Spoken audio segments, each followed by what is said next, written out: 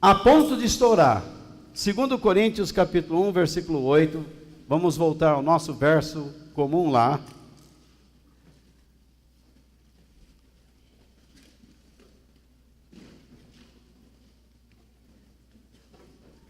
Antes de lermos este verso, nós temos meditado já há 4 semanas sobre este tema. Estou a ponto de estourar, não é? Quando nós pensamos nessa expressão a ponto de estourar, nós estamos pensando em momentos de pressão. E há quem pense que, uma vez que você se torne um cristão verdadeiro não sofre pressão nesta vida, não tem abalos emocionais, não tem instabilidade emocional, para ele só existe alegria, só existe hinos, poesias, visitações de anjos, só existe para ele o topo do Monte Sinai, não é? Aquela coisa, aquela glória, aquela presença. Mas nós temos visto que isso não é verdade. Você, como um cristão verdadeiro, deve saber que você vai sofrer, que você vai passar por lutas. Eu não acredito nessa mensagem que é espalhada por aí, e alguns de vocês até acham que eu combato demais os outros. Queridos, eu não combato nenhum homem, propriamente. Eu combato um ensino errado. E a palavra de Deus me autoriza a fazer isso. Se você nunca leu o livro de Judas, passe a ler. E você vai ver que nós temos que combater a favor da fé. Entendeu? Então, veja só. É ensinado que se você tiver alguma dor, você está errado, você está amaldiçoado. Ora, isso não é verdade. Se você está enfermo, é porque Deus não está com você, porque você não tem fé, e coisas como essas. Isso também não é verdade. Quantas pessoas então recebem oração, e então a pessoa ora e diz: você crê que foi curado? Creio. Você não tem dor mais. A pessoa é obrigada a dizer que não, mesmo estando sofrendo. Isso também é uma mentira, uma hipocrisia. Se você tem dor, diga que tem. Se você está sofrendo, diga que está. Se você está chorando, diga que está chorando. Não é? Nós sempre vamos passar por lutas. Vocês já leram o livro de Apocalipse, quando diz lá que o Senhor Jesus enxugará de uma vez por todas as lágrimas daqueles que estão lá, suas dores, não existirá mais enfermidades. Aí eu faço o questionamento: quem estará na eternidade? Os ímpios? Os filhos de Deus. Se esses homens que ensinam por aí que o Evangelho tira toda a sua dor, que o Evangelho tira todo o seu sofrimento, por que então que Jesus vai enxugar as lágrimas de quem chora? Pois quem estará na eternidade são os verdadeiros, não serão os impostores. São pessoas que choraram, são pessoas que sofreram, são pessoas que adoeceram, são pessoas que perderam, são pessoas que tiveram separações, não é? Que sofreram. Então, eles estarão lá para serem eternamente consolados. O fator de nós não lermos a Bíblia equilibradamente nos leva a pensar coisas loucas, absurdas, naquela gana de querer mostrar um positivismo, de que o cristianismo é melhor do que tudo, do que qualquer religião, do que qualquer filosofia. Nós perdemos a noção da realidade e também do próprio ensinamento que Jesus deixou. Eu não preciso provar para você que o cristianismo é melhor, porque ele é. Ele é melhor, porque ele é a verdade.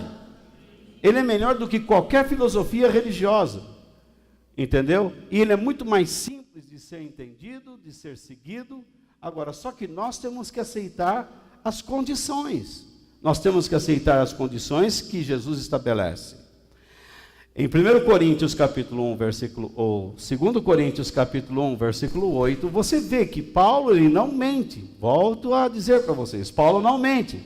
Irmãos, queremos que saibam das aflições pelas quais passamos na província da Ásia. Os sofrimentos que suportamos foram tão grandes e tão duros, que já não tínhamos mais esperança de escapar de lá com vida. Neste versículo você pode ver a instabilidade emocional do apóstolo. Mas nós vamos perceber que ele foca a sua visão em Cristo, mas você percebe que numa primeira instância ele diz assim, opa, a situação está tão difícil que eu acho que dessa vez nós vamos para a eternidade, não é? Eles não viam mais saída, eles estavam numa situação assim. Muitos de vocês se encontram numa situação, talvez não como a de Paulo, mas num beco sem saída. Talvez a sua situação não seja similar à de Paulo, não seja perseguição, mas uma outra circunstância, uma outra pessoa, ou outras pessoas que estão causando uma pressão violenta sobre a sua vida. Uma circunstância que está pressionando você e você não vê saída. Você diz, puxa vida, por quê?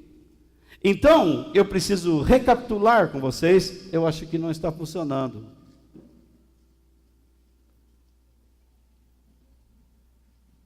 Não.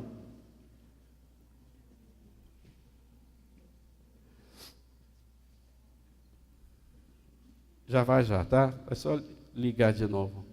Ok? Olha lá, vai. Oh, palma pro Jefferson, palma para o Jefferson. Aê. Então, mas você também tá ruim essa palminha, hein, Jefferson? Palma pro Jefferson, é isso. Tá bom. Então, também não precisa exagerar com essa paixão toda, né? Então, vamos lá. Nós vamos recapitular o que temos visto ao longo dessas semanas. Diante das pressões, o primeiro princípio que vimos foi que diante das pressões, seja o quê?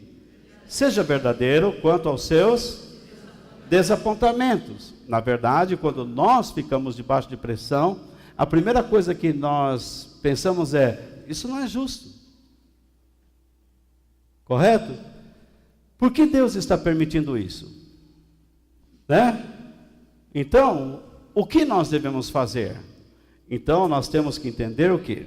Aceitemos as pressões como parte da vida. Elas fazem parte da vida. Sem pressão você não vive. Sem pressão você não estuda, sem pressão você não trabalha, sem pressão você não cozinha, sem pressão você não dirige. Uma pessoa está acostumada sempre a pegar carona, mas de repente o cara que dá carona morreu. Agora você vai ter que aprender a guiar. Então você diz, não, vou guiar. Saibamos que quando a pressão é exagerada, ela pode gerar o quê? Frustração, dor e frustração.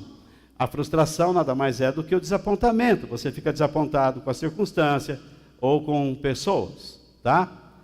Então, enfrentemos o quê? As emoções negativas com coragem e não mascaremos a situação. Pare de falar como aquele cristão pentecostal que diz, eu estou na mão de Deus, está tudo bem, glória a Deus. Lá no fundo você não está nada, você só está fingindo que está. Porque na verdade nós precisamos ser verdadeiros, tá? Então, confiemos na presença de Deus, pois Ele sempre está perto para nos oferecer ajuda. Uma coisa é a pessoa ficar falando, eu estou na mão de Deus, e não esperar a ajuda dEle. Na verdade, é uma atitude de orgulho espiritual. Nós enfrentamos muitas pessoas assim, nós convivemos com muitas pessoas com esse tipo de caráter, de personalidade dentro da igreja, são espiritualmente orgulhosos. Eles não são capazes de dizer a si próprios que estão esperando alguma ajuda de Deus. Eles dizem assim, não, Deus está comigo, em nome de Jesus. Eu outro dia estava fazendo exame de vista, e uma pessoa estava lá e ele estava com glaucoma. E eu escutei ele falar para a esposa e para o cunhado, para a irmã da mulher dele, assim, quer saber de uma coisa? Eu não nasci assim e Deus não quer que eu viva assim. Isso é orgulho espiritual. Ele deveria estar dizendo: Pai, por que eu estou nesta situação? O que o Senhor quer de mim? Eu sei que o Senhor pode me curar, e eu sei que o Senhor pode fazer isso, mas se eu tiver que atravessar por este vale, como que eu devo agir? Essa é a atitude correta. Isso pode não parecer uma atitude de fé. Algumas pessoas dizem: se você ora assim, isso não é fé. Você orar dizendo: faça a tua vontade, não é uma atitude de fé. Essa é a maior atitude de fé que um homem pode demonstrar, meu irmão. Quando você diz assim: faça a tua vontade, Senhor. Quando você diz: Deus, eu quero que faça o que eu quero, eu determino. Isso para mim é insegurança. Porque Deus não é um cachorrinho que você determina já para a casinha, ele corre lá. Não. Ele é Senhor, Ele é o dono de todo o universo. E Ele pode resolver não querer fazer o que você quer. E como é que você vai ficar? Então, tome a outra atitude. Essa atitude de achar que Deus tem que fazer tudo o que você quer, isso não é verdadeiro. Isso é o que nós temos aprendido ao longo dos anos, mas está muito errado. O segundo princípio é: diante das pressões e desapontamentos, o que nós devemos fazer? Rejeite o espírito de amargura. O que é o espírito de amargura? É quando você vive reclamando. Eu já disse que algumas pessoas terminam a sua vida, quando estão em idades mais avançadas, como pessoas ranzinzas. Alguns já começam na meia-idade, não é? Eles reclamam de tudo, não conseguem viver sem reclamar, não é? Reclama da lâmpada, reclama da torneira, reclama do sapato, reclama da calça, reclama do sol, da lua, da noite, do frio, do calor, de tudo. Então, por quê? Porque a vida para ele não aconteceu como ele queria. Às vezes nós encontramos casais de velhos que eles dormem, por exemplo, um dorme lá na frente da casa e o outro lá no quarto do fundo. Já viu isso aí? Não é? Não é isso? Aí de vez em quando eles se encontram, fazem sexo e cada um volta lá para o seu quarto.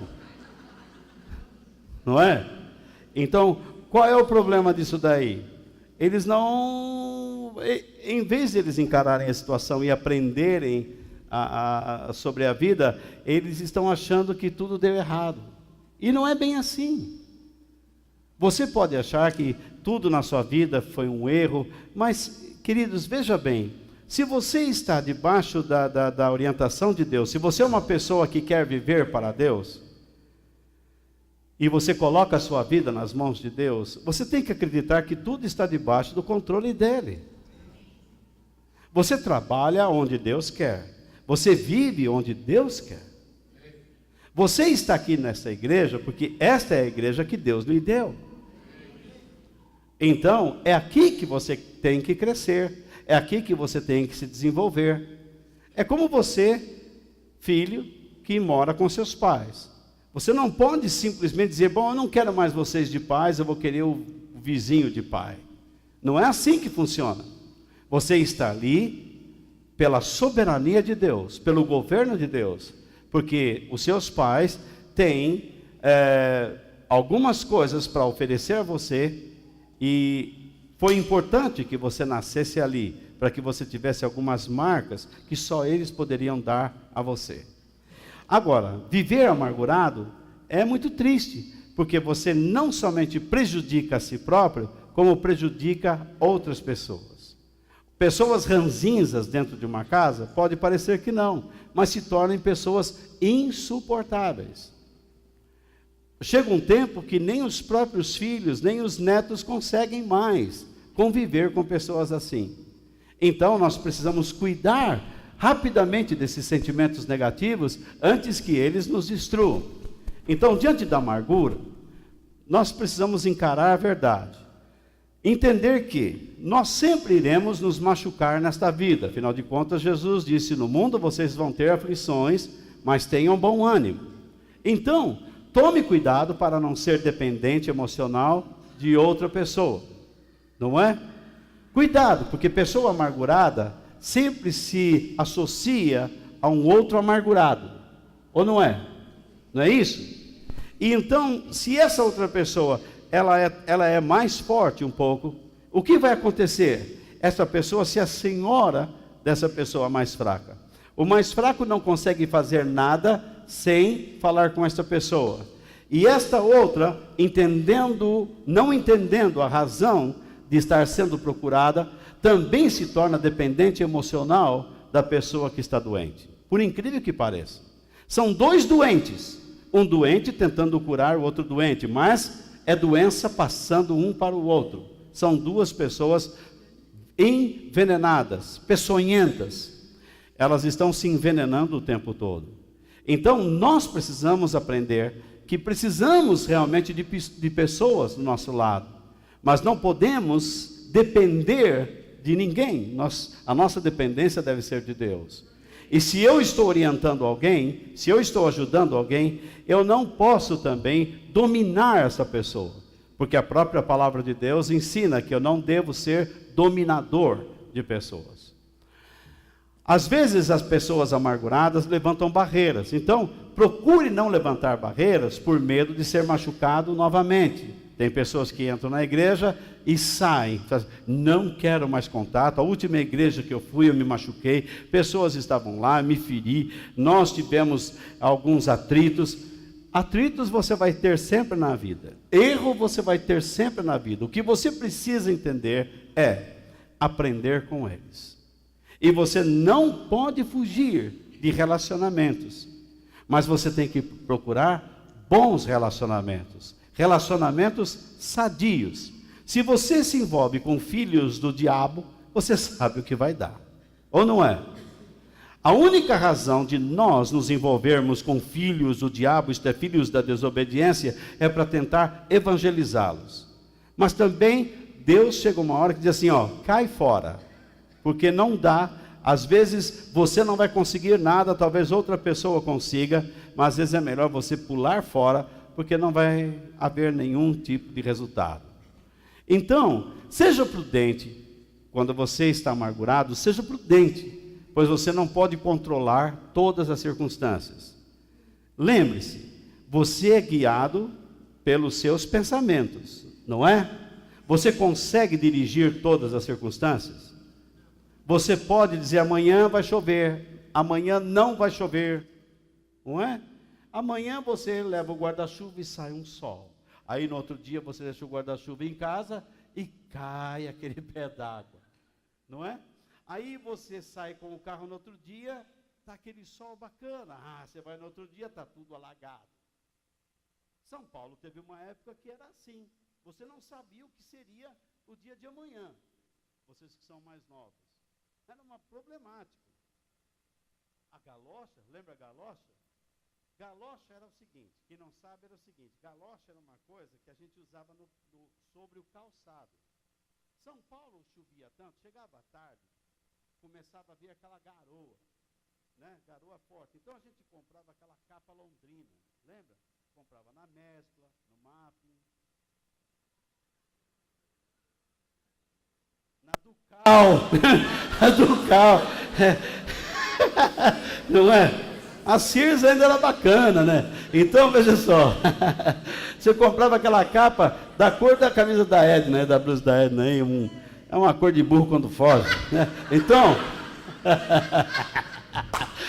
veja só, você usava aquilo ali e usava até aquele gorro londrino, que tinha aquelas orelhas aqui, você colocava não é? Ele era quadriculado, você ficava ridículo, para dizer a verdade. Ele era aqui, parecia o Chaves, é o gorro do Chaves, isso mesmo. Aí você colocava aqui e tinha um botão aqui, era um botão mesmo, que não existia esse negócio de tric, né? Era de pressão, era botão, às vezes você ia abotoar assim, tinha uns que quando desabotoava ficava aquela marca do botão aqui assim, era engraçado. Enfim, a galocha era isso. Aí você tinha, além daquilo, você tinha a capa de chuva. O guarda-chuva e a galocha era um outro sapato totalmente de borracha que você colocava, né? Com o sapato, você enfiava dentro dele e saía. Não estragava o teu sapato. Não é? Não estragava. Era bom? Ou se era bom? Ficava o pé quente, aquele negócio todo. Aí quando você tirava a galocha, depois tirava o sapato, né? Nem barata ficava na sua casa, né? Mas era assim. Enfim, do que agora que eu estou falando? Do quê? Bom, você sai, de repente as coisas mudam e você passa a reclamar. Você está vivendo, muito bem, você está vivendo a sua vida e de repente mudou. Acontece alguma coisa e você começa então a reclamar. Agora, dentro dessa situação, você tem que pensar. Por isso que é necessário ser prudente. Ser prudente, ser reflexivo. O que é ser reflexivo? Pensar. Pense muito antes de agir. Decida por ações que Deus aprova. E você experimentará o quê? A felicidade. Porque eu não sei se vocês se lembram que felicidade não depende de circunstâncias ou pessoas. Felicidade não está ligada às circunstâncias. Você diz assim, agora estou aqui nesse lugar tão bonito, tão belo, olha só, a praia, os coqueiros, a areia branca. 2 dias depois, você vai estar reclamando de alguma coisa. Ou no mesmo dia. Correto? A comida não estava boa, ou te deu dor de barriga, imagine. Você vai para um lugar tropical, paradisíaco, e de repente você pega uma diarreia, uma infecção intestinal. Não é bacana? Hã? Oi? Mas eu não estava num lugar paradisíaco. Ô Marlene, se você acha que o deserto do Sinai é um lugar paradisíaco, vai viver lá com o Gastão. Ninguém mandou vocês me darem alho para comer. Eu fui comer alho e o ônibus desandou. Agora, veja bem, é problema, não posso comer alho, por favor. Acabei de falar agora, você viu? Saiba que a felicidade, não depende de uma boa circunstância, mas do quê? Da obediência a Deus em qualquer situação. Jesus disse, bem-aventurados os mansos, porque deles é o reino dos céus. O que é ser manso? É uma pessoa que entrega a Deus o direito de governar sua vida. Eu não consigo governar situações, mas quando Deus passa a governar minha vida e eu permito, eu começo a encontrar a beleza da felicidade. Então eu entendo que felicidade não são circunstâncias. Circunstâncias me dão alegrias, me dão prazeres, mas não felicidade. Lute contra o espírito da amargura, pois ele tem o poder de não somente machucá-lo, como também outras pessoas. Se você se torna uma pessoa amargurada, é como se você aceitasse se tornar uma pessoa peçonhenta, como uma cobra que fica picando os outros. Você vai tentar tornar essa pessoa igual a você. Desenvolva um espírito de gratidão a Deus. Esse é um meio para se vencer a amargura, porque a gratidão é superior à amargura. Em meio a pressões, encontre razões para agradecê-lo. Procure lembrar-se das bênçãos que Deus já lhe deu e agradeça-o por elas, E o agradeça por elas. Agora, eu contei para vocês aqui o exemplo da Corrie ten Boom, que eles estavam lá no regime nazista, naquele campo de concentração, e eles estavam estudando as escrituras, e eles falaram assim, bom, sobre o que nós devemos agradecer hoje, porque o tema que eles escolheram era agradecimento. Como que eles iriam agradecer a Deus por estarem ali dentro de um campo de concentração? Como eles poderiam louvar a Deus por aquela situação? Então alguém diz assim, vamos louvar a Deus e agradecer pelos piolhos. Imagine agradecer a Deus pelos piolhos. Mais tarde eles descobriram que elas não foram estupradas pelos oficiais e soldados nazistas, porque estavam cheias de piolho, e eles tinham medo de serem atacados pelos piolhos. Você vê, há situações que você está dizendo agora, tira da minha vida isso, Senhor, mas esta situação está lá para ser como um livramento. E há situações que você diz assim, Senhor, me dá isso, e o que você quer é a tua destruição. Então você tem que tomar cuidado, porque o homem pode fazer muitos planos, mas a última palavra vem de Deus. O terceiro princípio que nós vimos é que, sob pressão, ao sentir-se amargurado, não se isole, mas aprenda a receber a ajuda de irmãos piedosos. Então, o grande erro de pessoas debaixo de pressão é fugir. Eles começam a enfrentar um momento de pressão e eles querem o quê? Fugir, querem desaparecer. Eles não querem ser achados, encontrados. Você está debaixo de um peso muito grande e a vida não foi justa com você, Deus não é justo com você, nada é justo com você, então você quer se isolar. Essa é a pior coisa que você pode fazer. Então, gostemos ou não, nós precisamos de pessoas. Nós falamos muito sobre amigos, Provérbios 17 fala isso. Sozinhos, a nossa perspectiva se torna o quê? Limitada. Você não enxerga como deveria enxergar. Você, através de um conselho, você pode receber direção, não é? De muitos conselhos, você pode receber o quê? Sabedoria. Vocês estão comigo ainda? Recebermos ajuda é muito importante, mas que nós compartilhemos com outros a mesma ajuda que recebemos do Senhor. Porque uma pessoa que é levantada por Deus para nos ajudar, ela tem que entender que Deus está usando a vida dela, tá? Eu não posso me assenhorar da vida de ninguém. Vocês não são propriedades minhas, tá? Mas eu creio que Deus levantou minha vida para compartilhar com vocês a palavra de Deus, manter a visão nessa igreja, através da minha vida, levantar líderes, ministros, para que nós possamos fazer a obra de Deus neste mundo. Então, eu considero a minha vida muito importante, e eu dou importância à vocação de Deus por mim. Agora, você também, quando estiver compartilhando uma palavra com alguém, tenha entendimento de que você é importante pelo fato de Deus ter escolhido sua vida para ser um instrumento para ajudar alguém, correto? Agora, esse é o princípio que nós queremos ver nesta noite, que é o quarto. Diante das pressões, foque a sua vida em Cristo. É isso que nós vamos ver nesta noite.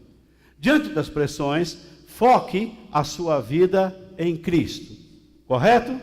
Amém, irmãos? Amém. Muito bem. Por que eu estou falando isso? Por que eu tenho que focar a minha vida em Cristo? Por quê? Porque quando eu estou debaixo de pressão, eu perco a perspectiva. As coisas ficam desfocadas. Eu disse há pouco a vocês que quando tanto foi quinta e sexta, sexta e sábado, isso, quinta, tarde, sexta, não, Denise, foi sexta e sábado, não é que nós fomos lá fazer exame? Ela não sabe também. Você está dormindo? Sexta. Então, veja só, sexta e sábado, a pupila ficou lá dilatada. Estava tudo meio desfocado. É incrível, sexta e sábado. Então, era difícil. Agora, quando nós estamos debaixo de pressão, as coisas ficam desfocadas. Você não entende a razão disto, a razão daquilo, você não sabe nada. E, como cristão, você pode perder a perspectiva de quem você é e de quem e a quem você pertence. Você é um filho de Deus, porque você pertence a Deus pela escolha de Deus. Mas as pressões fazem com que você olhe somente para si, ou pior, para os seus problemas. Então você não olha para quem você é, e você não olha para quem você pertence. Então, o que nós temos que fazer? Pare de focar demasiadamente o seu problema e olhe com firmeza para Cristo. Essa é a primeira atitude que nós temos que tomar. É fácil? Não é fácil. É difícil? É. Mas você tem que tomar alguma atitude. O que você vai ganhar se você ficar focando só para a sua doença? Se um dia você se levanta com tristeza e chega alguém triste, você fala assim, ó, vai procurar outro que hoje não dá. Toda vez você vai fazer isso. Eu vou tentar mostrar para vocês que homens que estavam desanimados, Deus mandou que animasse. Pessoas que estavam fugindo, Deus mandou voltar para trás. E Deus não perguntou se eles estavam já curados dos seus sentimentos negativos. Deus pediu que eles fizessem o que era certo. E quando nós fazemos o que é certo, tudo começa a se arranjar dentro de nós e ao redor de nossas vidas. Muito bem, pressões exageradas, elas podem mudar o nosso foco, como eu já falei, nos tornar desfocados. Por quê? Porque nós visamos mais a nossa dor e a nossa vida se fragiliza. E nós temos vontade de nos isolarmos das pessoas. Muito bem.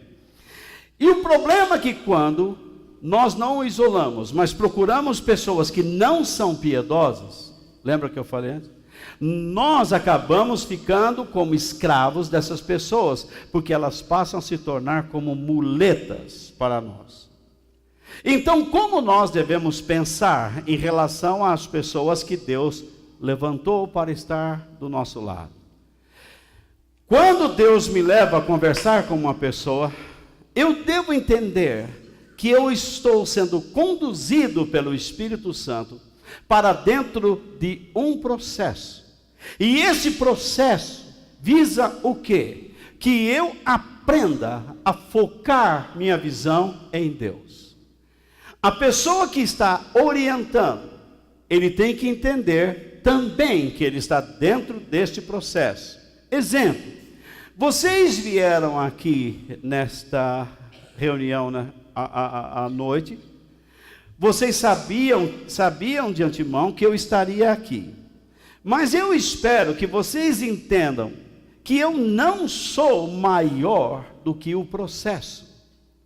Deus está fazendo com que você venha aqui, Deus faz com que eu venha aqui, e todos nós temos que entender que estamos dentro de um processo. Ao longo da semana, Deus de antemão estava me dizendo, Walter, você tem que compartilhar isto com a minha igreja. E o meu coração foi pendendo para estas coisas, porque este é o processo. Deus quer que vocês enxerguem determinadas coisas que eu vou mostrar aqui como importantes. E Deus quer que vocês enxerguem que quando estas coisas observadas, Deus vai dar a vocês poder, autoridade e capacitação para lidar com as crises que vocês enfrentam. Agora, por que nós precisamos focar a nossa visão em Deus? Porque nós somos filhos de Deus e Ele é nosso Pai. E, como filhos, nós queremos ser o quê? Obedientes. Nós queremos depender dEle. Porque há situações nesta vida que nós não conseguiremos resolver sozinhos.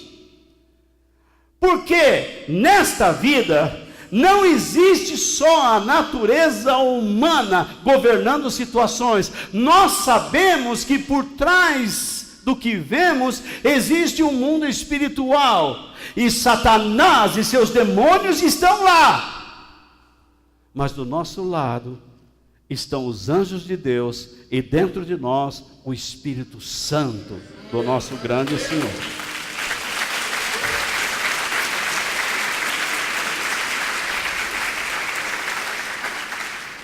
Por que nós queremos ser obedientes a Deus? Porque nós não queremos tomar decisões tolas. Quantas decisões tolas nós já tomamos e quanto agravo trouxe para nós e nossa família? E o incrível é que quando você está a caminho de tomar decisões tolas, você sabe que tudo aquilo está errado. Porque você vai lendo, você vai ouvindo, mas você vai se afundando. Por quê? Porque você rejeita a sabedoria.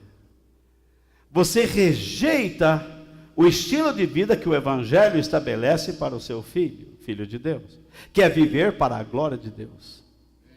Você passa a querer viver para o seu prazer. E quando você passa a viver dessa maneira, você pensa que vai conseguir viver assim, mas não vai. Chega uma hora que o próprio Satanás te entrega, te humilha, te desonra. E ele quer a sua desgraça, a desgraça da sua família, do seu trabalho, da sua dignidade. E quando você olha para si mesmo, você está lá na lama, no pó, no poço mais fundo. Deus não quer que isso aconteça com você, nem comigo e nem com ninguém. Por isso Ele nos dá a oportunidade de ouvirmos sua voz. E Ele espera que a nossa resposta ao ouvirmos o que Ele nos diz é: Pai, eu quero viver para que o Senhor manifeste todo o teu poder em minha vida e através da minha vida. Nós queremos ser submissos e obedientes a Deus para não tomarmos decisões imbecis, decisões idiotas e decisões tolas. A decisão errada do profeta Jonas é o que eu queria analisar com vocês. Vocês já ouviram falar do profeta Jonas? Todo profeta, para ser profeta, tem que ser um homem que conhece a voz de Deus, ou não? Quando eu vou falar com vocês aqui, eu preciso ter consciência de que ouvi a voz de Deus. Eu não venho aqui para tratar com vocês minhas ideias e minhas opiniões, correto? Eu quero falar com vocês sobre quem Deus é e o que Ele diz. Vamos supor que eu quero vender esse produto aqui, tá? Eu preciso dizer o que realmente ele é, o que ele faz, e como você deve proceder para mantê-lo em ordem. Não é isso? Não é esse o nosso papel na vida? Muito bem, eu estou fazendo isso com vocês. Só que no meu caso, eu não quero enganar. Eu estou dizendo que vocês vão sofrer, vocês vão chorar, vão ficar doentes, vão errar, vão ter que aprender a perdoar, e por aí vai, ou não é? Muito bem, Jonas era um profeta, ele conhecia a Deus, conhecia a voz de Deus, conhecia a palavra de Deus. Ele era um homem que, para ser profeta, ele teria que ter dedicado sua vida a Deus, e a dedicação cabia o que na sua dedicação? Obediência, não é isso? Uma vez que Deus escolheu para ser profeta, então ele teria que falar o que? A palavra de Deus, pois é isso que um profeta fazia. Agora, Deus diz para ele: Jonas, eu quero que você vá para o leste, ou melhor, para o oeste, e eu quero que você fale de arrependimento para aquele povo da cidade de Nínive. O que é Nínive? Nínive era uma grande cidade para o oeste, na Assíria. E então ele diz: mas por que o Senhor está me mandando para Nínive? Se eles são os nossos maiores inimigos. Eles nos escravizam, eles roubam nossas terras, eles estupram nossas filhas, nossas mulheres. Não é justo. A história está marcada pela violência desses homens. Eles são brutos, eles são maus, eles são criminosos, eles não valem nada. Jonas ficou desapontado. Quando ele ficou desapontado, o que ele fez? Ele se afastou de Deus, porque ele não concordou. Por que eu tenho que fazer isso? Por que eu tenho que obedecer? Por que eu tenho que falar com aquele pessoal? Ele deve ter se amargurado. O próximo passo fatal era isolar-se. O que ele fez? Ele foi para um porto de uma cidade pequena chamada Jope. E lá ele pegou o primeiro navio para o oeste. O oeste não tem mar. Ele foi para o leste. Ele foi para o leste e ele queria chegar até a Espanha. No mar, esse Jonas, indo para a Espanha, diz: bom, me livrei desta. Me livrei desta obrigação. Imagine, onde já se viu Deus querer salvar um povo, Deus querer abençoar pessoas que são nossos inimigos. Quero que vocês saibam que toda a Bíblia, Deus ensina que nós devemos amar nossos inimigos e abençoar nossos inimigos e fazer coisas boas para eles. Então, o que aconteceu? No meio do mar começou uma tempestade. Aí Jonas sabia que o problema era ele. Aí ele vai lá para o fundo do navio e a tempestade vai aumentando e os marinheiros vão ficando desesperados, até que descobrem, encurtando a história, que ele era o problema. Bom, se esse homem é o problema, está resolvido, vamos jogá-lo ao mar. Se o mar está bravo com a gente, é que o mar quer tê-lo. Tó, pum, jogar lá. Realmente houve bonança. Foi um milagre. Jogaram aquele homem ao mar, o mar se acalmou e Jonas, o que vai fazer? Vem um peixe enorme e o engole. Alguém diz que é impossível um peixe engolir um homem. Nós sabemos que não é. Até em água doce, nós temos notícias no Brasil de peixes que já engoliram homens, mas que eles morreram. Nós temos na história vários casos de peixes enormes que engoliram marinheiros e eles ficaram vivos por mais de 3 dias. Outro caso, se Deus criou o universo, criou a terra e nos criou, ele podia criar na hora um peixe lá estranho que engolisse Jonas. Fim de papo. O poder de Deus é tão grande que é capaz de fazer qualquer coisa. E o peixe foi lá e engoliu Jonas e ele ficou lá na barriga daquele peixe por 3 dias. Imagine como a vida de Jonas está afundando. Primeiro ele quer ir para um outro lado, ele toma uma direção horizontal contrária. Daqui a pouco ele afunda no próprio barco.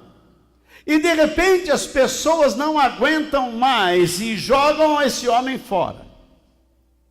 É isso que vai acontecer com a sua vida, se você não focar sua vida em Cristo. O próprio mundo vai expelir você. Porque está escrito na palavra de Deus que a natureza geme. A natureza está sofrendo por causa da nossa maldade. Se Deus não nos tirar deste mundo, a própria natureza irá nos tirar. Eu li um livro chamado A Vingança de Gaia. Não é a Gaia que vem, não. Gaia significa natureza. A natureza já não nos suporta mais. Vai chegar um ponto em que nós não conseguiremos mais ficar sobre este mundo. Você percebe, como eu disse outro dia, alguns dias aí sem água, e o estado de São Paulo está o quê? Falindo. Está sofrendo. Nós estamos buscando água lá morta. Como é que chama? Volume morto. E não é só aqui.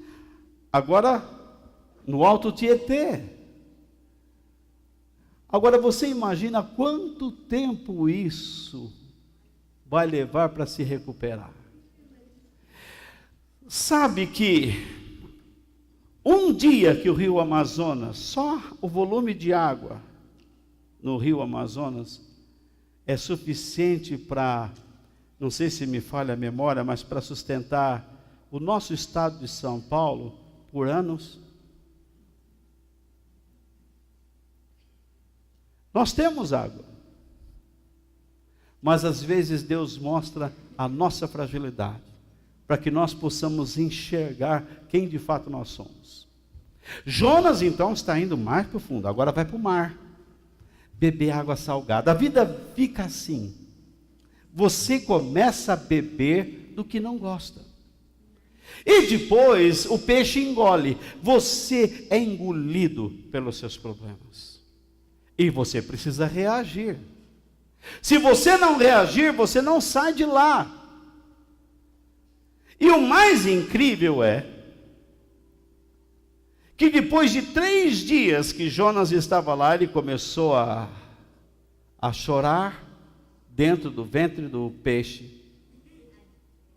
E o peixe o jogou na praia, no mesmo lugar de onde ele havia saído. Se você não parar de reclamar, se você não quiser se associar com pessoas, se você continuar desapontado com Deus e com a vida, a sua vida não sai do lugar. A verdade é esta. Olhe bem para você. Você diz assim: não, agora eu quero me reeducar, vou num acampamento. Já vi tantos cristãos irem em acampamento e retiro, e tem lá a fogueira, né, o culto da fogueira. E cada um pega um gravete e fala: esse cara sou eu. E joga. Então, chega lá e joga, e chora. Mas não adianta nada você jogar um pedaço de pau se você não assume o compromisso de andar com Deus pelos outros dias. Tudo fica numa grande encenação. É um grande teatro. Daqui a pouco você olha, tudo está se repetindo. Você diz: eu não quero mais pensar sobre essas coisas. Mas se você não encher sua mente com outras coisas, com as coisas de Deus, a sua mente vai ficar vazia e você não vai sair do lugar. Por isso, Jonas foca a sua vida em Deus.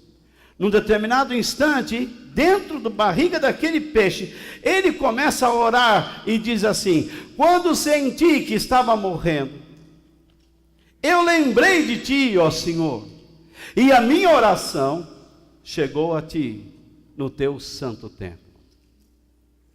Quando você estiver no momento de crise, mande embora esta ideia de que você não consegue ter comunhão com Deus. É mentira. Eu já vi gente dizendo: quando eu estou triste eu não consigo nem orar. Meu Deus. Se Jesus estava no Getsêmani, numa crise tremenda, e a sua vida é o nosso exemplo, significa o quê? Que Ele nos dará condições para buscarmos a Deus em qualquer situação. Em qualquer situação, você pode parar e buscar a comunhão com Deus. Isso será muito bem. Estressado, desapontado, amargurado, solitário e sem esperança, Jonas resolve levantar sua voz. E a sua oração nos serve de exemplo. No lugar mais fundo, numa situação sem esperança, ele ora e ele sabe que Deus ouviu. Como deve ser viver dentro de um ventre de um peixe? Você sentir todos os seus órgãos mexendo em você?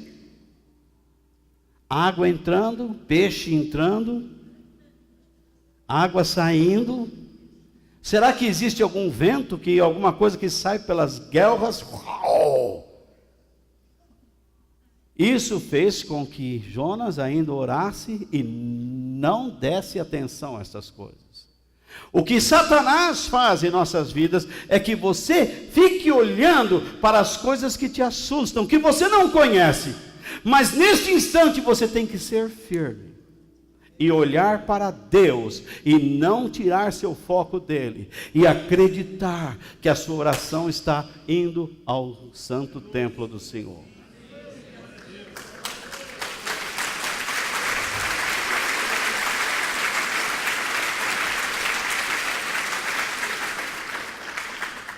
Mas você tem que ser honesto.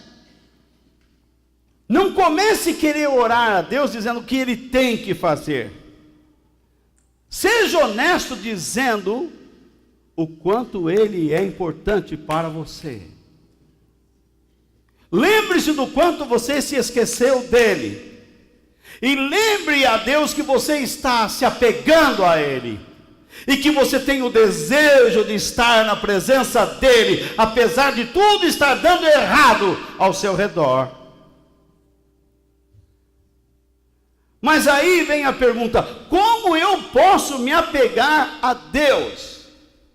Porque muitas pessoas esperam a crise chegar para tentar levantar sua voz a Deus, e é por isso que não conseguem, porque nunca estão preparados.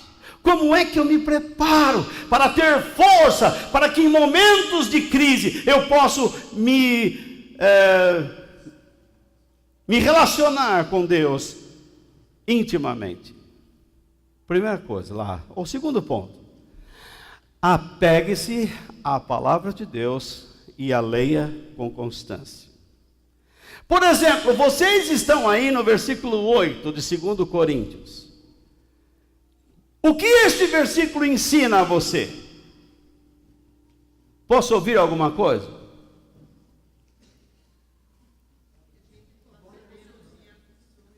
Oi? Passamos por aflições. O que mais que nós podemos nos abalar emocionalmente? Não devemos confiar nós mesmos, sermos sinceros. Muito bem, vamos supor que você coloque na sua Bíblia lá sinceridade, emoção. Aí você pega e sublinha este versículo. Tá certo? Muitas pessoas têm o hábito de pegar uma canetinha e sublinhar assim, não é? Marca texto, é isso? Aí você marca lá, não é? Muito bem, você vai ler, por exemplo, o livro de Salmos. Você começa lendo o livro de Salmos, você vai descobrir que existem ali várias passagens que mostram como Deus pode ser tua força em momentos de desespero, ou não é? O que você faz? Sublinha. Quando você estiver passando pela crise, você vai sempre procurar, não vai ter problemas nenhum, tudo está lá sublinhado. E o que você vai fazer? Bom, está aqui sublinhado. Você vai pegar aquele verso, vai colocar diante dos teus olhos e vai dizer, como aqui: puxa, Senhor, Paulo sabia que as pessoas iriam ler sobre as suas aflições, e mesmo assim ele disse, ele foi sincero. Que eu seja sincero diante de ti, Pai. Eu não estou aguentando, eu não sei como agir, eu estou abalado. Pare com essa história, sai demônio. O demônio fica de longe rindo de você. Tanto faz o diabo rir na tua cara como rir a 2 quilômetros. Ou não é?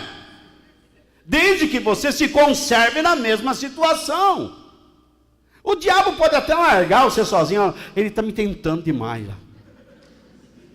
Às vezes é um cara tão chato, tão inconveniente, que o diabo nem quer te tentar, porque se ele se aproximar, é ele que é tentado.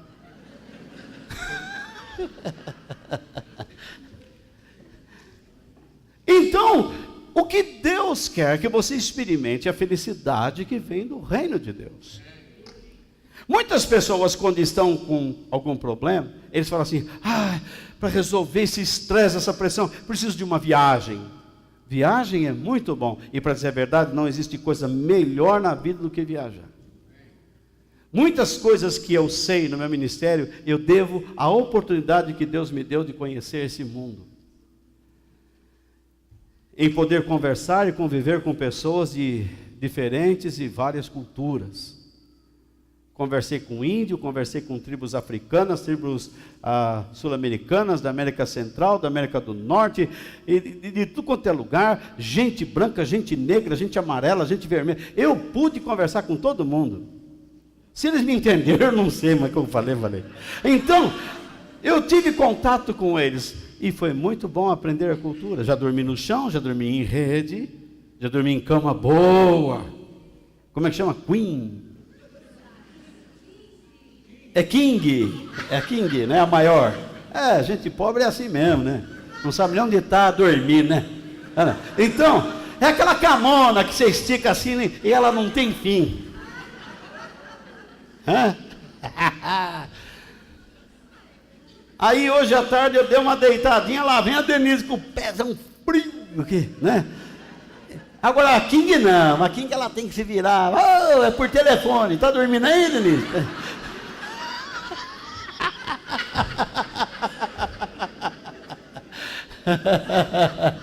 É walkie-talkie. Alô, câmbio, copiou. Então, tudo bem. Outras vezes, eu estou com uma pressão, vou pegar um bom filme de comédia. Também não resolve. Outros então falam assim, quer saber de uma coisa? Eu estou numa desgrameira, eu vou biritar. Enche a lata de bebida. Quando passa a ressaca, acrescenta-se ao seu problema, dor de cabeça, fígado ruim, aquela boca seca, amarga. Quando ele abre a boca, está tudo grudando. Parece que ele estava chupando babosa. Aí, veja só, outros então, quando estão com pressão, vou experimentar um pouquinho desse baseado aí, daqui a pouco vai para a droga, vai para o pó, vai afundando. Não para. Nada dessas coisas trazem solução. O que nós precisamos é aprender a nos alimentar espiritualmente. Porque a nossa força está em Deus. Se Deus fortalece o nosso espírito, nós seremos mais fortes. O salmista declarou o seguinte, no Salmo 119 e 143. Os sofrimentos e a ansiedade me atingem, mas os teus mandamentos me alegram. O que são os mandamentos de Deus? Os mandamentos de Deus é a palavra dele. É esse livro que você tem em mãos. Se você acha que Deus nos deu uma Bíblia só para a gente carregar como um instrumento para dar-nos uma marca de que nós somos da igreja, e você não lê durante a semana, você nunca será forte e nem feliz. Por que nós exageramos até no pedido de que você participe de grupos pequenos? Para que você aprenda a palavra de Deus de modo prático. Para que você aprenda a mente de Deus de modo prático. Deus quer nos ensinar a viver. Imagine, nós estamos aprendendo sobre relacionamentos. Fausto, você pode levantar sua voz aí e falar os pontos do que nós estudamos, os relacionamentos? Eu vou até levar o micrófono até onde você está aí, que nem fala o italiano, Itália piccolina, gente in quantità. Então, o Fausto guardou bem esse negócio aí. E aí, Sérgio, firme? Então vamos lá, vamos ver. Bom, no primeiro período do livro nós aprendemos como melhorar o nosso relacionamento com Deus. É que eu estava dando um tchau para a câmera. Tem que virar para a câmera? Pode virar. No segundo... Vira para a câmera. No primeiro período, nós aprendemos como nos relacionar com Deus. No segundo período, nós aprendemos como nos relacionar com todas as pessoas que Deus coloca em nosso caminho. No terceiro período, nós aprendemos como nos relacionar com os irmãos da igreja, no ministério, dentro do convívio da igreja. No quarto período, nós aprendemos como servir aos irmãos, não através do princípio do julgamento, mas oferecendo ao próximo aquilo que nós recebemos de Deus. No quarto período, nós aprendemos como ser grande a partir da decisão de ser pequeno. E no último período, agir primeiro sem esperar um retorno. Agora vem cá, você falou para a câmera? Excuse me. Vamos lá na frente. Aqui, ó. Agora você vira. De costa para todo mundo. Isso, agora você vira de frente para eles e vamos repetir. Por favor. Vamos lá. Bom, vamos lá. Isso. Pode sentar também? Eles não vão te enxergar. Bom, no primeiro período do livro, que são os 7 primeiros capítulos, nós aprendemos como melhorar o nosso relacionamento com Deus. Nos outros 7 capítulos, no segundo período, nós aprendemos como se relacionar com todas as pessoas que Deus coloca em nossa vida, né? Parentes, colegas de trabalho, amigos e etc. No terceiro período, mais 7 capítulos, nós aprendemos como se relacionar com as pessoas dentro da igreja, dentro do ministério, no serviço cristão. No quarto período, nós aprendemos a servir ao próximo, não sobre o princípio de julgamento, mas oferecendo aquilo que Deus ofereceu a nós. No quinto período, nós aprendemos como ser grande através da decisão de ser pequeno. E no último período, que é o que nós estamos estudando agora, agir primeiro, sem esperar um retorno. É isso.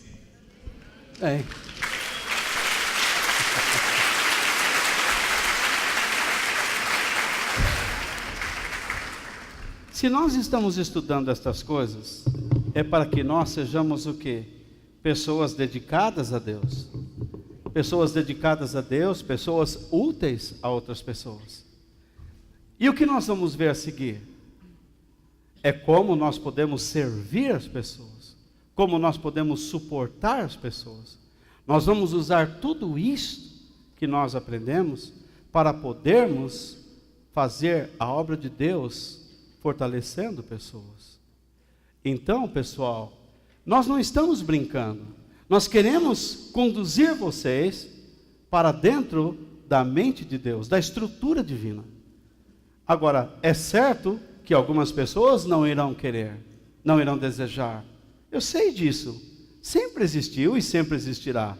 Pessoas que não levam a sério, que não querem se comprometer, querem continuar brincando, querem continuar pecando, querem continuar aí com a sua vida depravada. Ora, você vai fazer a sua escolha, mas aqui está a proposta de Deus. Deus está dizendo para você que os mandamentos dele, a palavra de Deus, pode trazer alegria ao seu coração. Talvez você esteja dizendo agora: sua família, minha família não, sabe, essa mulher ou esse marido só me atrapalha, só me enche. Mas não é. Você está sendo bombardeado com ideias erradas. Então você precisa agora voltar para Cristo, porque Ele tem o poder de curar você. Ele tem poder para isso. Mas não espere a crise chegar para você buscar versículos na Bíblia, porque então você não vai achar. Você tem que estar lendo sempre e grifando sempre. E, se possível, fazer um banco de dados. À medida que você descobre um versículo, você está sempre com um tablet, com o smartphone. Afinal de contas, vocês estão aqui na igreja, alguns até estão brincando com ele, mandando recados. Espera que esse chato já vai acabar e eu vou te encontrar. Então, por que você não coloca versículos no seu smartphone? Por que você não coloca no seu tablet, no seu notebook? Por que você não coloca no seu computador? Faz um banco de dados. Você pode chegar lá e depois e encontrá-los, e ler e orar sobre eles. Você precisa confiar no amor de Deus. Por isso, lembre-se sempre da bondade de Deus. Nós estamos sempre sendo bombardeados pela maldade, nós sempre estamos sendo bombardeados pela criminalidade, pela sujeira de mente. Imagine que nós estamos vendo hoje crianças dizendo: eu escolhi o crime, meu pai foi traficante, meu pai foi bandido. Hoje eu ouvi um garoto que disse assim: eu matei só um. E o repórter falou: só um? Só um. Como se só um fosse pouca coisa. Só um, sabe que quanto custou para Deus? O sangue do seu próprio filho. O sacrifício cruento naquela cruz do Calvário. Na verdade, o que nós precisamos neste país é de disciplina. Nós precisamos de leis. Nós estamos com medo de bandidos. Nós estamos com medo ou atados. Eu não sei o que acontece, Porque acabou o padrão FIFA, voltou ao normal. Ou não é verdade? Voltamos a... Nossa, com o padrão FIFA, você saia na rua. Agora, o cara... Eu? Esse mudou. Antes era... Não é assim a musiquinha da FIFA? Agora, não é? Mudou a coisa. Agora você anda com medo de novo. Você já não pode mais sair na rua. Você não pode mandar os seus filhos para a escola e deixá-los lá.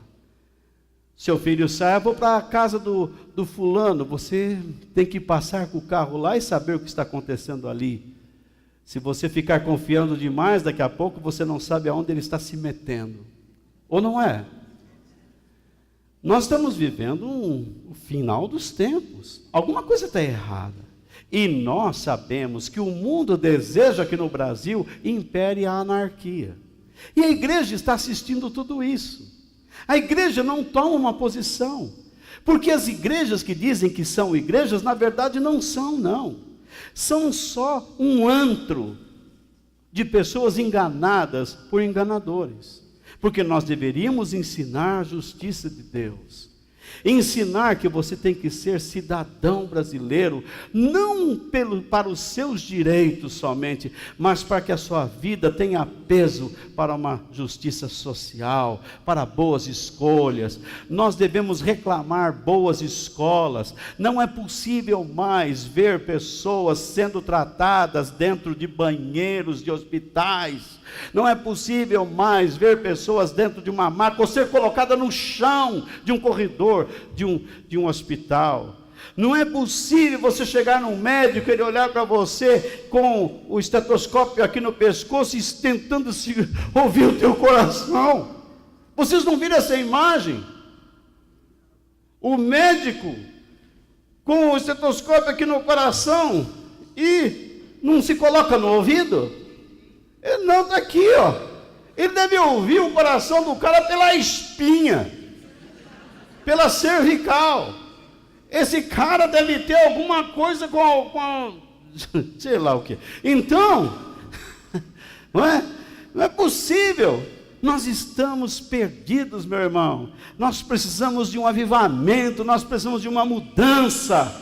Nós precisamos realmente que Deus mande o seu Espírito sobre esta nação, pelo menos mais uma vez, para salvar quem tem que salvar, e que depois que venha o fim, que Ele venha buscar a sua igreja, mas que Ele não nos busque sem antes nos dar a oportunidade de salvar muita gente para a glória dEle. Que Ele nos dê esta chance de trabalharmos para Ele, de educarmos pessoas, de levarmos pessoas para o céu.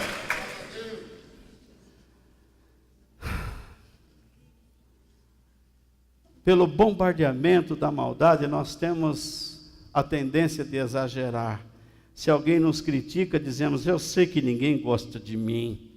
Se eu cometo um erro, eu começo a dizer, na minha vida nada dá certo, tudo que eu faço é errado.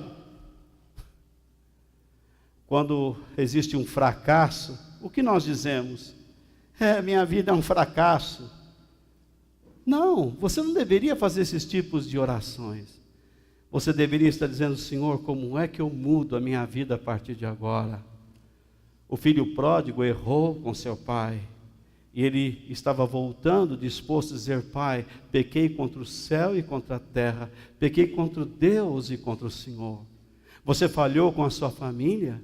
Reúna sua esposa, o seu marido e os seus filhos e diga, eu errei contra Deus e errei contra vocês. Você errou contra a sua igreja? Chame os líderes que você maltratou e disse, eu errei contra vocês. Você falhou com alguém? Chame a pessoa e diga, eu errei contra você. A palavra de Deus me ensina a ser verdadeiro, a ser transparente. Eu não quero mais viver esse tipo de... Não quero mais ter essa conduta. Vocês se lembram de uma pessoa que desanimou no Velho Testamento? Ele é o profeta Elias. Eu vou ser rápido.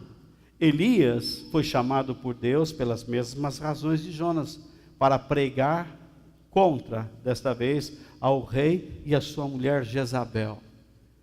E ele então passou a ser perseguido, e ele não aguentou. Ele disse: eu sou o único que fala de Deus verdadeiramente. E ele estava no deserto, pedindo a Deus: Deus, eu quero morrer. Quantas vezes você já não falou: Deus, me mate? Às vezes eu encontro certos cristãos que vêm conversar comigo e dizem assim: Walter, eu já orei a Deus para que me mate. Eu fico olhando, esse camarada deve ter trabalhado naquele, lembra, Direito de Nascer, da TV Tupi. Então, não é possível, porque naquela época a dramaturgia era bem assim, quero que me mate, meio shakespeariano. Hoje, o cinema mudou, é mais natural, mas enfim, a pessoa pensa que com esse dramalhão vai resolver as coisas. Você pensa que desanimar, parar, pedir para morrer vai resolver a situação? Não vai. O que Deus disse a ele? A mesma coisa que Jonas. Ô Jonas, você está de volta na praia? Gostou da Espanha? Não cheguei lá. Eu fui para o mundo abissal. O que você viu no mundo abissal? Também não. Eu estava de passageiro no ventre de um peixe grande. E o bicho não me aguentou, Senhor. E me jogou aqui na praia. Nem ele me aguenta. Então, Jonas, faça o seguinte. Eu não sei como é que você está por dentro, mas faça o que você tem que fazer. Elias, o que você está fazendo no deserto? Eu não mandei você fazer determinadas coisas. E ele está lá chorando, pedindo para morrer. Elias, se alimenta aí. Deus deu comida para ele. Vai fazer o que você tem que fazer. Quando você começa com essa história, Deus, tire esta tristeza de mim.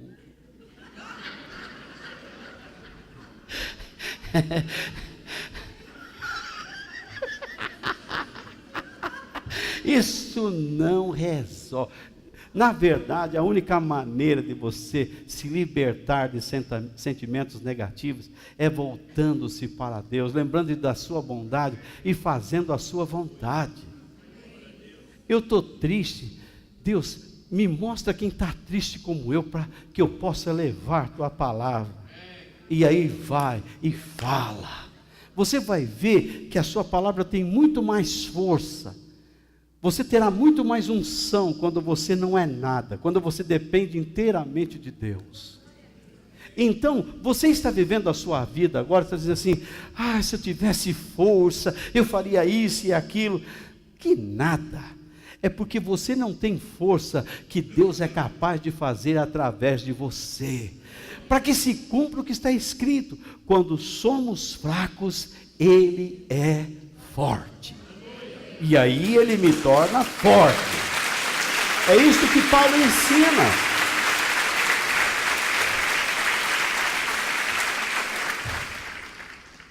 Davi, o rei de Israel, disse o seguinte, no Salmo 27: estou certo de que verei ainda nesta vida o Senhor Deus mostrar a sua bondade. E então ele dá o conselho: confie no Senhor. Tenha fé e coragem, confie em Deus, o Senhor. O que ele está dizendo aí? Em primeiro lugar, confie no Senhor, isto é, tenha esperança. No original é isso: tenha esperança em Deus, tenha esperança em Deus, tenha esperança pela manifestação plena do seu poder. Quando ele diz lá, tenha fé e coragem, ele diz: seja corajoso para obedecer a Deus, seja fiel a Ele com um espírito de coragem. Ainda que tudo ao seu redor esteja ruim, não aceite atalhos, não aceite caminhar por picadas. Permaneça no caminho. Não aceite conversas estranhas que diz: você vai encontrar alegria fazendo isso, você vai encontrar o suprimento assim. Se você fizer essa corrente, se mantenha no Senhor, seja obediente. E quando ele diz de volta, confie em Deus, ele está dizendo: confie no processo que Deus te colocou. Você entra no processo, mas daqui a pouco os amigos da rua te chamam e você sai. E você começa a acreditar que vai e volta, vai e volta, vai. Deus sempre vai te aceitar. Uma hora Deus disse: eu não quero mais você.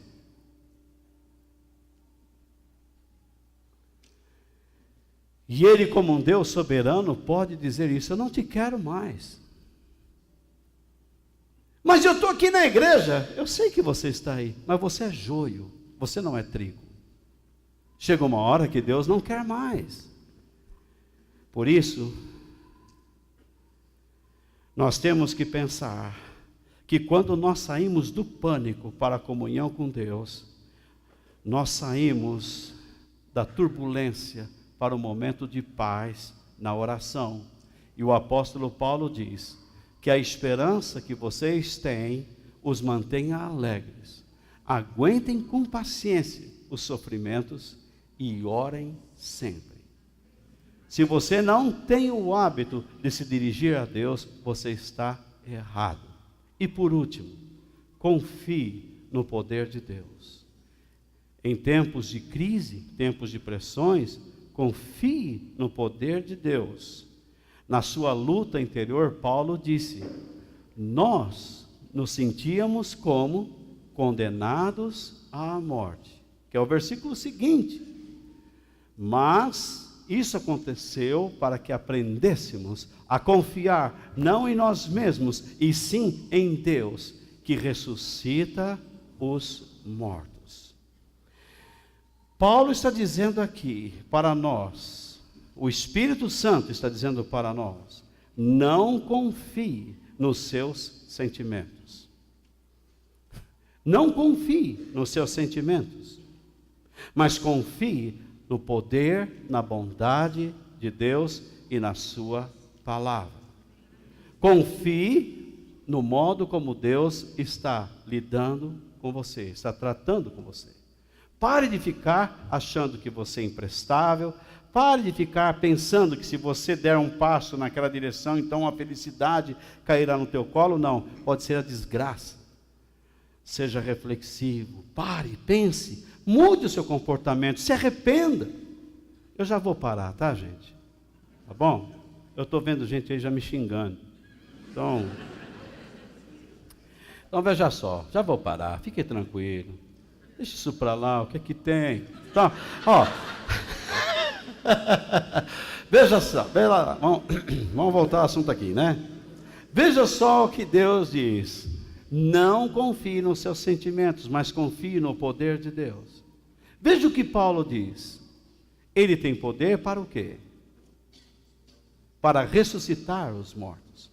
Paulo diz: quer saber de uma coisa? Se nós morrermos, amém, no último dia nós vamos ser ressuscitados. Nós servimos a um Deus que é capaz de fazer o quê? Com que coisas mortas voltem para a vida. Eu não sei o que você está pensando das coisas que você está atravessando. Você pode estar dizendo: meu casamento acabou. Está morto. Esse seu nariz caiu. Nesse espirro caiu. Morreu meu nariz. Mas Deus tem a oportunidade de restaurar seu nariz. Deus tem a oportunidade de restaurar seu casamento. Ou não é? Sim ou não? Sim. Você diz assim: eu estou acabado como pessoa. Você não está acabado como pessoa, porque se você der oportunidade a Deus, Ele pode levantar você de novo. Deus tem o poder para restaurar o homem e a mulher e fazê-los dignos, fazê-los pessoas com honra, cheios do poder. Jesus pode mudar qualquer coisa. Ele pode mudar você, Ele pode mudar a mim, Ele pode mudar circunstâncias, Ele pode mudar aquilo que eu não controlo, Ele pode mudar aquilo que eu não tenho força para mudar. Por isso que o bom conselho para as pessoas que estão sob crise é estarmos sob o controle de Deus. Nós devemos dizer: Pai, em nome de Jesus Cristo, eu não entendo nada do que está acontecendo comigo. Eu nem sei por que estas coisas estão acontecendo comigo. Eu estou sendo tentado a chorar, a me amargurar, a me isolar. Eu estou sendo tentado a ficar desapontado, triste contigo. Mas me ajude a não ser assim. Me ensine a viver este momento. Me ensine a encarar a minha dor. Me ensine, Pai. Mas me dê a oportunidade de fortalecer outras pessoas. Me dê a oportunidade de mostrar o teu amor. Nada pode me separar do teu amor. Nem estas circunstâncias, nem a minha dor, nem as pessoas. Nada pode me separar do Senhor. Eu não quero agir como Jonas, que fugiu. Eu não quero agir como Elias, que queria desanimar e pediu para morrer. Eu quero viver para ti. E se eu morrer amanhã aqui, quero continuar vivendo para ti na eternidade, na tua frente, enxergando a tua glória, enxergando a tua grandeza. Meu irmão, em tempos de crise, foque-se em Deus. Não fique desapontado, não se encha de amargura, não se isole, mas se volte para a palavra de Deus. Olhe para dentro dela, todas as manhãs. Amanhã nós vamos de novo estar aqui, não é verdade, irmãos? Vamos estar aqui, e eu sei que Deus vai falar com a gente. Às vezes é um verbo, e a gente vai para a dimensão do Senhor. Uma palavra só enche o coração. Quantas vezes eu estava para baixo, e uma pessoa que Deus levantou, simplesmente me disse assim: Walter, entrega os teus caminhos ao Senhor, confia nele e o mais ele fará. Aquela palavra foi me dada. Sabe o que eu fiz? Levei para casa e procurei pesquisar o que significa entregar meus caminhos. Quais são os meus caminhos? Meus caminhos são aqueles que eu sou possuidor deles, e que Deus não é. Como é que eu estou agindo? Como é que eu estou pensando? Eu estou pensando como Deus pensa, ou como eu quero pensar? Então eu não quero pensar como eu estou pensando, eu quero pensar como Deus pensa. Pois os pensamentos de Deus são mais altos que os meus pensamentos. Os caminhos de Deus são mais elevados que os meus caminhos. Então eu tenho que entregar. Senhor, toma nas tuas mãos, me ensine a confiar em ti, me ensine a ser fiel ao Senhor, nesse momento que eu não estou entendendo, que eu estou sendo tentado a ir para baixo, eu estou sendo tentado a desanimar, a dizer que não quero mais, que vou desistir. Me dá um novo espírito, me dá alento, Senhor, me encha de coragem, me dê força para enfrentar. Você está desistindo da sua família, você está desistindo dos seus pais, você está desistindo dos seus estudos, você está desistindo do seu trabalho, você está desistindo de tudo. Não faça isso, não. Busque o Senhor, coloque nas mãos dele. Você está pensando como você quer pensar. Por que você continua procurando aquilo que está desgraçando a sua vida? Porque você quer viver os seus caminhos. Pensa, passe a buscar a Deus, confia na palavra de Deus, confie na bondade dEle, confie no poder dEle. Ele pode fazer você se tornar em uma nova criatura. Você verá que as coisas velhas se passaram e eis que tudo se fez novo. Você está triste porque não conseguiu ter o que quer, mas você tem Deus. Fortaleça pessoas que também não entendem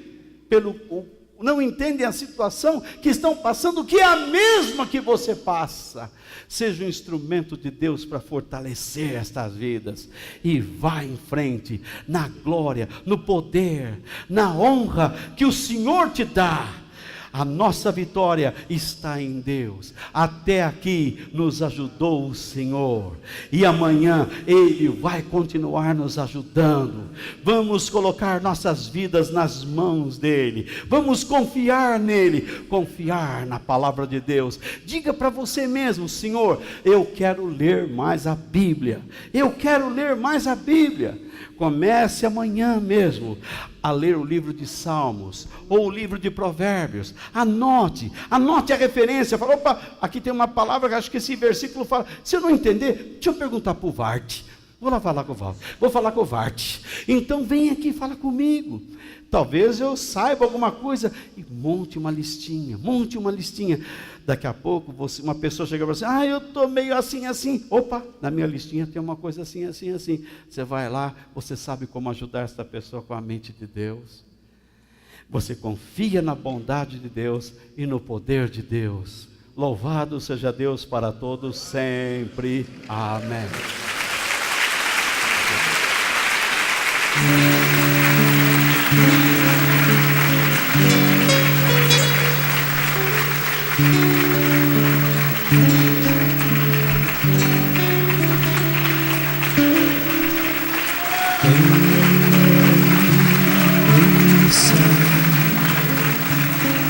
Aplauda o Senhor e celebra o seu nome.